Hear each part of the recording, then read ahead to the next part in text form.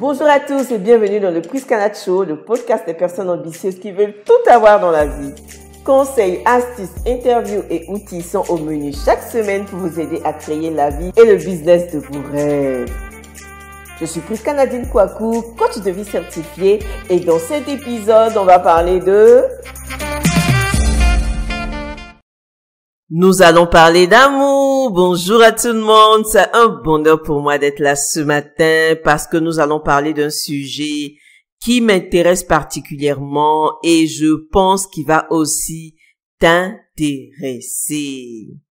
Nous n'allons pas parler d'amour auquel tu penses tout de suite quand on parle d'amour. Nous allons parler de l'amour entre parents et enfants, tout simplement parce que les mois de mai et de juin sont consacrés à la parentalité positive chez Priscana.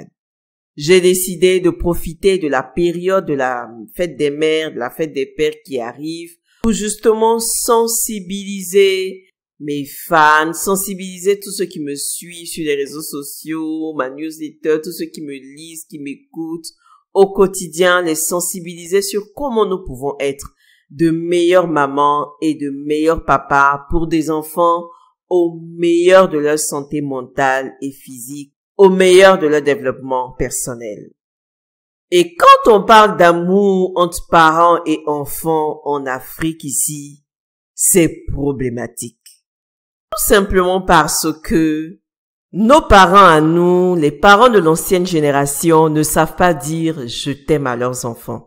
Ils n'ont pas appris à dire « je t'aime », on ne leur a pas aussi dit « je t'aime » et donc le cycle se répète de génération en génération. Ici en Afrique, on considère que l'enfant doit deviner ou qu'il sait d'office que ses parents l'aiment. Donc, pas besoin d'exprimer verbalement l'amour que nous avons pour nos enfants. Exprimer son amour à ses enfants en Afrique est très souvent synonyme de faiblesse. On se dit ce sont les parents faibles qui montrent leurs émotions, qui montrent leurs sentiments aux enfants. Ce sont les parents faibles qui disent « je t'aime ». On se dit en Afrique ici, quand on dit « je t'aime » à un enfant, il va commencer à monter sur ses grands chevaux. Il va commencer à se foutre de ses parents, il va manquer de respect à ses parents.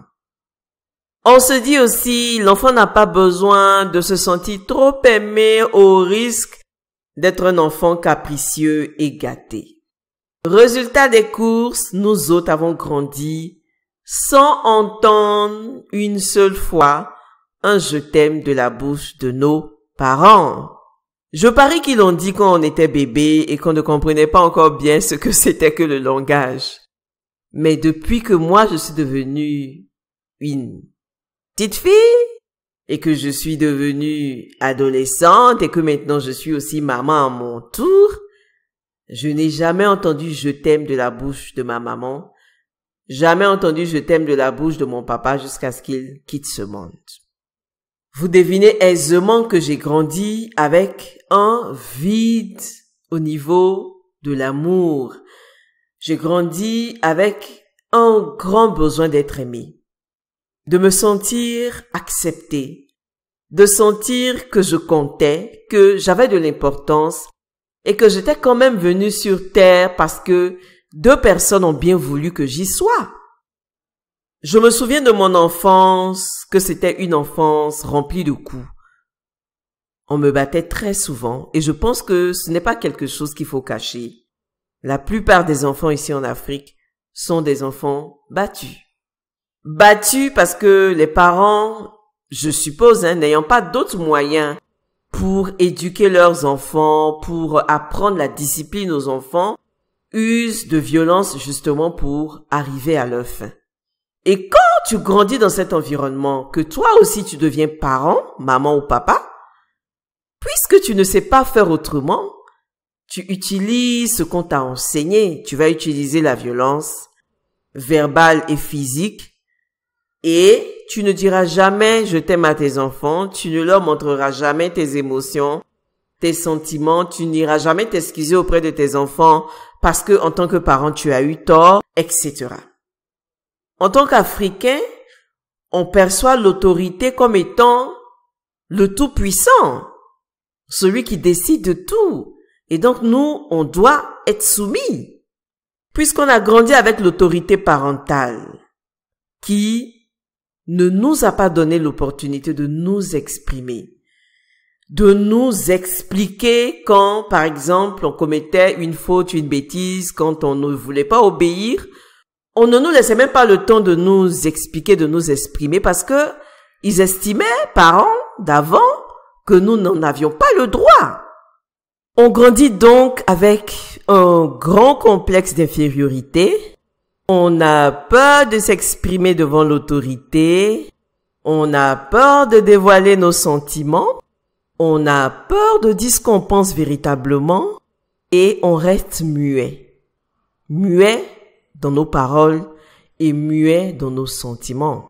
Présentement, mon programme 90 jours pour reprendre confiance en soi est en cours.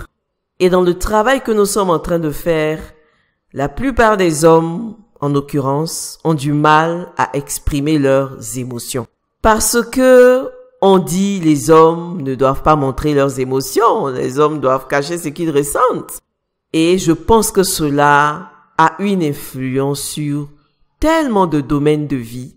Quand par exemple on est en couple et qu'on veut que notre mari exprime ses sentiments, nous dise je t'aime, ou qu'on veut que notre femme nous dise je t'aime, c'est compliqué parce que elle a grandi dans un environnement où on ne lui a jamais dit. Comment voulons-nous bâtir des relations durables, des relations amoureuses solides si nous n'exprimons pas ce que nous ressentons? Comment veux-tu, en tant que parent, être proche de tes enfants si tu n'exprimes pas ce que tu ressens pour eux? Je nous pose la question à nous tous. Parce que les relations sont basées sur quoi? Sur ce que nous ressentons, sur nos émotions, sur nos sensations. Mais quand on ne les exprime pas, l'autre en face ne peut pas les deviner. Je ne peux pas deviner, par exemple, que mon mari m'aime s'il ne me le dit jamais. À un moment donné, je vais commencer à douter. En principe, quand on aime, quand ton cœur est rempli d'amour pour une personne, tu le dis à cette personne sans hésiter. Je pense que les enfants font aussi la même réflexion. Mais papa et maman ne me disent jamais je t'aime. Est-ce qu'ils m'aiment vraiment? Est-ce que je compte vraiment pour eux? L'enfant aussi a peur d'exprimer ce qu'il pense, il a peur de demander, au risque de se faire rabrouer, au risque de se faire envoyer paître. Et ça dénote de la complexité qui existe autour de nos relations parents-enfants aujourd'hui en Afrique. Et moi, quand je suis devenue maman, je pense que l'une de mes plus grosses difficultés a été justement d'apprendre la bonne manière d'aimer mes enfants. Parce que quand pour la première fois j'ai tenu ma petite fille dans ma main, bébé si fragile, toute dépendante, je me suis dit dans mon lit d'hôpital, toi, je ne vais jamais te porter main. Je vais jamais te porter main. Mais quand elle a commencé à grandir, à marcher, à parler et à me dire non entre 2 et 3 ans, je ne savais pas comment imposer mon autorité de mère. Je ne savais pas comment m'y prendre avec ce petit être à la fois si difficile et si fragile. Comment manier les choses, comment trouver l'équilibre entre douceur et le fait d'être dur. C'était compliqué parce que les seuls modèles que j'avais, c'était les coups. Et donc, j'ai utilisé cette arme à un moment donné. Battre, chicoter, menacer, punir et toutes ces armes-là. Et je me suis rendu compte qu'en utilisant ces armes, ces moyens que je savais, que je connaissais, je m'éloignais de plus en plus de mes enfants parce que ils avaient peur de moi. Parce qu'ils n'osaient pas me dire ce qu'ils pensaient. Et donc, la relation était devenue une relation d'autorité uniquement. De ne fais pas ça, ne fais pas ça, ne fais pas ça. C'était que des injonctions, c'était que des punitions. Et en tant que mère, cette atmosphère-là, en tout cas, me mettait très mal à l'aise. En tant que parent, avec mon mari aussi, on n'était pas vraiment à l'aise. Et on se demandait, mais comment on fait?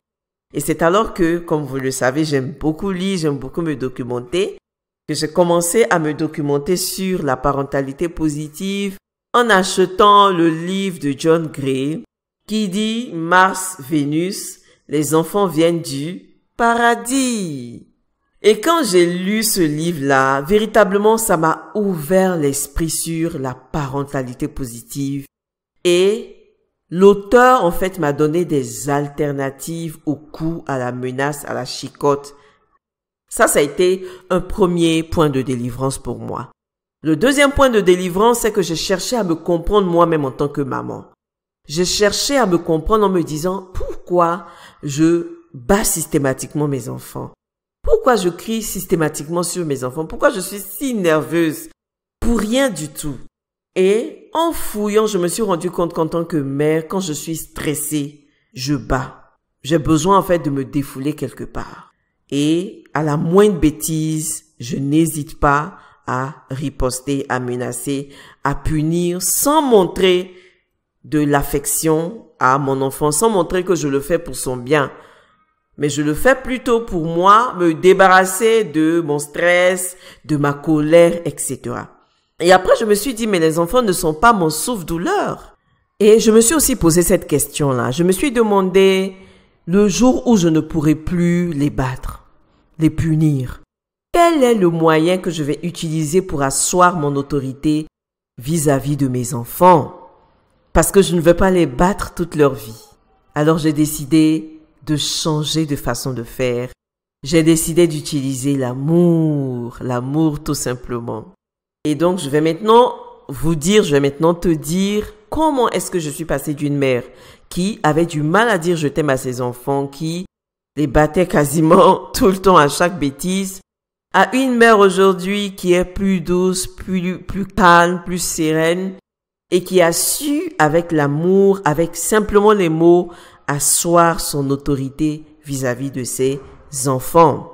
Donc la première étape, ça a été vraiment d'écrire, comme vous le savez. J'aime écrire aussi dans mon journal et j'écrivais chaque fois que je battais un enfant, que je criais, que je punissais sans raison fondamentale, sans raison valable.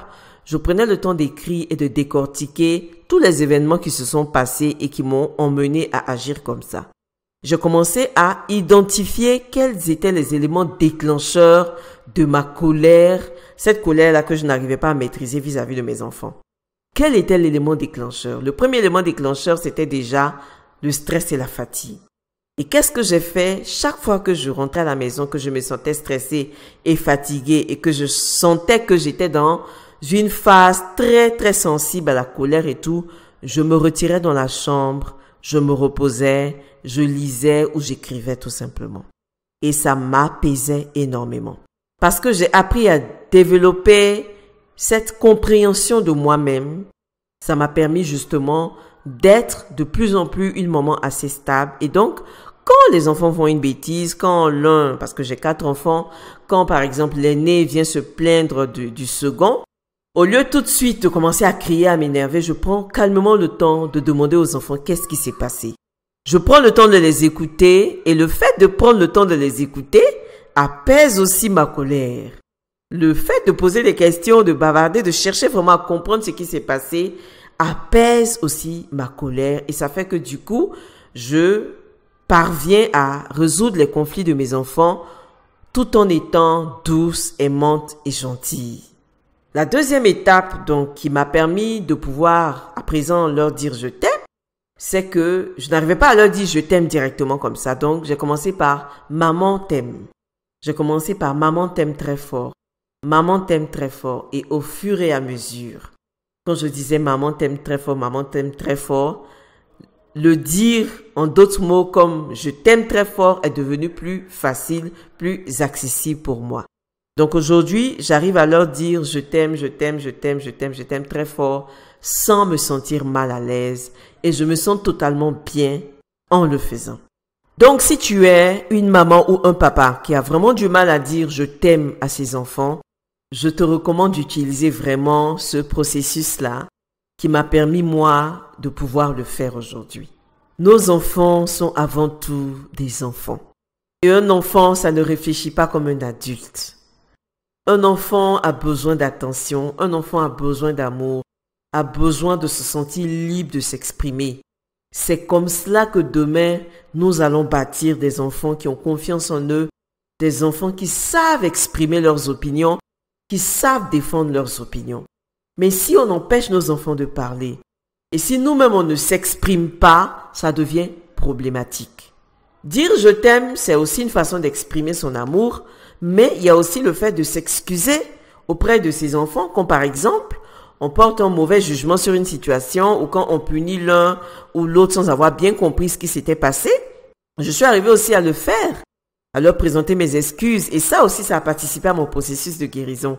Je leur disais, quand par exemple, il y avait des moments où voilà, je fléchissais, je les tapais et tout, je me rapprochais d'eux en leur disant, écoute, maman a été fatiguée, donc maman t'a tapé alors que tu ne le méritais pas. Est-ce que tu pardonnes à maman? On fait la paix et on se prend dans les bras. Et aujourd'hui, je suis en paix avec mes enfants parce que je leur ai permis d'exprimer ce qu'ils pensent, ce qu'ils ressentent, tout en continuant de fixer mes limites quand ils arrivent à déborder. Mais je suis parvenue à ne plus utiliser la violence verbale comme physique pour éduquer mes enfants, pour asseoir mon autorité vis-à-vis de mes enfants. Une simple parole suffit aujourd'hui pour que mes enfants comprennent ce que je veux leur communiquer comme message. Et quand les choses fonctionnent ainsi, je vous assure que c'est beaucoup de stress en moins.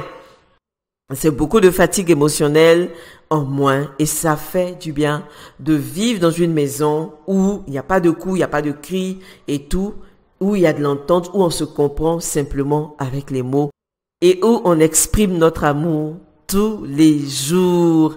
Alors voilà ce que je voulais partager aujourd'hui avec vous. J'espère que vous avez apprécié ce premier épisode et puis désolé pour les cris des enfants qui tournent autour. Voilà, c'est normal, on est confinés à la maison.